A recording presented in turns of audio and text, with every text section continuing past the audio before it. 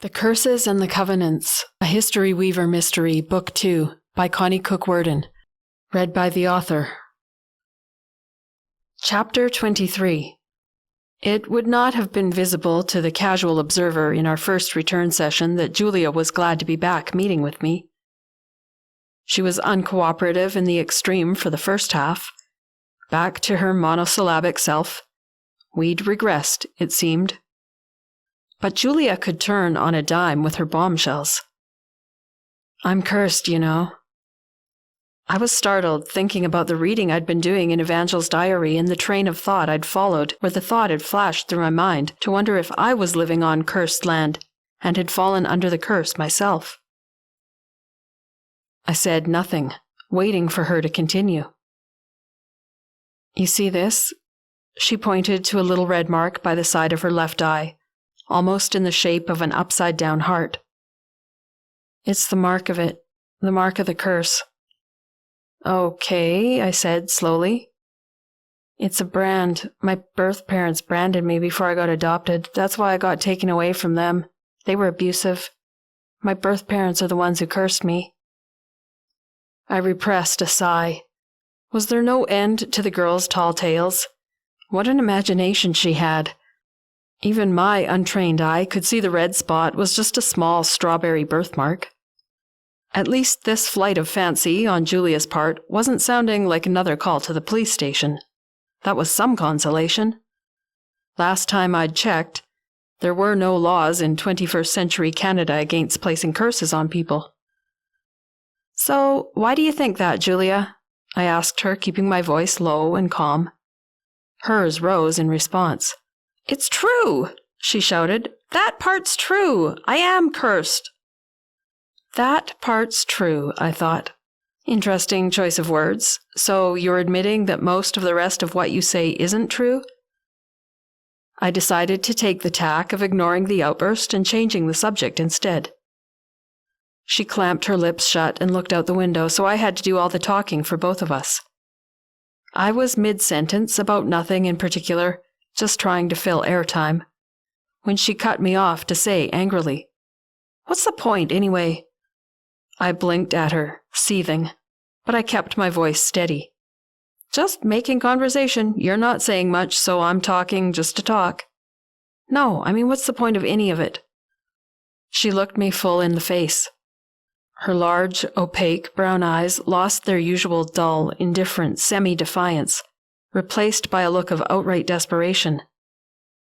They suddenly reminded me of Ma's blue ones, as they'd pleaded with me while I cradled her head on my lap. It was the same sensation of watching a drowning person underwater, begging me to save her. But I was even less equipped to rescue Julia than I had been Ma. I felt, however, for the first time since we'd met, that I was finally seeing the real Julia, and I didn't know what to do with her. At the same time, a little flash of recognition jolted my brain. I was reminded of something. Someone? Who? The moment of recognition passed. Julia carried on. "What's the point? The point to life? Is it all totally meaningless? All of this? Why am I here? Why do I have to be here? Living life, I mean." The questions I always tried to avoid facing for myself. I hung my mouth open, waiting for the right words to come. None did. An overwhelming wave of deep envy of my mother and her simple faith suddenly washed over me. How I wished I could have told Julia in that moment what Ma would have told her. I suddenly longed to have my childhood belief system back, when everything seemed safe and orderly. When I believed everything my parents told me about the God they believed in. A God who created us all for some kind of reason. A God who gave meaning to the apparent meaninglessness. But I didn't know what I believed anymore. My only recourse was not thinking about it too deeply, just living in the moment or looking towards some kind of future that never seemed to materialize. Doing the best I could for myself. Trying to be as happy as I could with the time I had. What else was there? Was that all the meaning there was? Just trying to make oneself happy? And what if it didn't work? Like it obviously wasn't for Julia. Was it working for me? All questions I had no answers to. If I'd still had a faith, I wasn't allowed to answer Julia's desperation with its answers. But that wouldn't have stopped me, if I'd had a faith. I knew that I couldn't give Julia false answers, though. Whatever I told her, it had to be the truth. And I had nothing to tell her. "Never mind, you're no more use than anyone else," she stormed at me, hopeless anguish giving way to anger again. With one last scornful look, she sprang out of her chair and half ran out of the office. "Julia!" I called after her. I had nothing else to say to her, but I knew I'd better try catch her at least. She was sprinting out the school door by the time I got to the door of my office. I didn't want the indignity of chasing her out into the parking lot. I made my way back to my desk and collapsed in my chair with a deep sigh. Why had I ever thought this job would be doable? Where and when would the drama with Julia finally resolve? Would it ever? And what was the point of it all?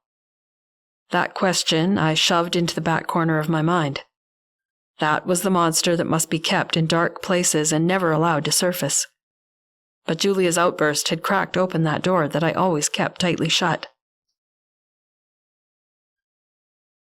August 14, 1898. I have been the recipient of so much grace. I am still in the land of the living by the hand of Providence. I believe it was He who sent our erstwhile friends and neighbours to my door to check on me when no one had seen me outside the house for a couple of weeks. The people whom all and I betrayed for the sake of gold have repaid that betrayal with utmost kindness and benevolence. 2 of the women came to look in on me to see if I was well, and when no one came to the door of the cabin at their call, nor was there any sign of life around our place, they managed to unlatch the door from the outside and come in. I was delirious in bed and unable to rise or even respond to their calls and their ministrations. I have only blurred memories of it. Over the next week, the women of the tribe took turns staying with me, nursing me back to health, spooning broth and water into my mouth until I was out of danger. As I returned to myself and began to realize that the reason for my constant nausea was not the diphtheria, but All's parting gift to me, his offspring, a new life growing inside of me, I found I again had some will to live, if not for me, then for the baby. A mother's instinct to protect her young rose to the surface as stronger than the instinct to escape my own misery. I must live on for the child. I'm not alone in this world anymore, and I believe I will live now. The women who cared for me have seen to it. I feel a little better and stronger and a little more myself every day. Last week, Dr. Lamb came to see me as he made his rounds of the miners' housing to do what he could for the others stricken with this diphtheria. He was very kind and encouraging, and told the women who were in the cabin with me at the time that they were doing just what they should and to keep on with it. His doctor's eye noticed that my nausea was not the result of the diphtheria, as it is not a symptom of the disease, and he told me to get to Penhurst when the time grows near and stay with his mother in the house he shares with her so that he can safely deliver my baby. He is all kindness, and I am not too proud to avail myself of his generous offer. He seems to be familiar with the story of my recent losses, and offered silent sympathy with his eyes for my triple plight of widowhood, diphtheria, and a baby on the way. He didn't allude to my griefs, but I gathered that he knew of them from his lack of curiosity as to my husband's absence. I imagine the news of the mine collapse has certainly gone out as far as Penhurst. I am gradually coming around to being glad to be alive again, but I must confess myself covered in shame when I think of the people to whom I owe my life, and how All and I treated them. I can only beg their forgiveness in our broken, scattered, mutual language that we have in common between our 2 languages. And I also beg God's, and thank Him for the gift of life, both mine and my new little ones, the last bequest from my husband, a little surviving piece of him. I hadn't seen anything of Pete while I was busy caring for Ma in those first 2 weeks after her stroke, but he'd called once to say he'd heard the news and was sorry. We'd chatted briefly, and he'd said to call him when I was feeling up to it to get together for a hangout. In spite of all else going on in the front of that projected phone call hovered constantly in the back of my mind. After my mental tussle with Julia and her questions, I decided the time was definitely right for a meet-up with Pete. I called his number before I got in the car to drive home. I'd see if he was free to meet after dinner for a quick coffee. I'd have dinner with Ma, but then she'd be fine watching TV for the evening. I needed something positive to take my mind off everything going disastrously elsewhere. Hopefully, a get-together with Pete would be a positive.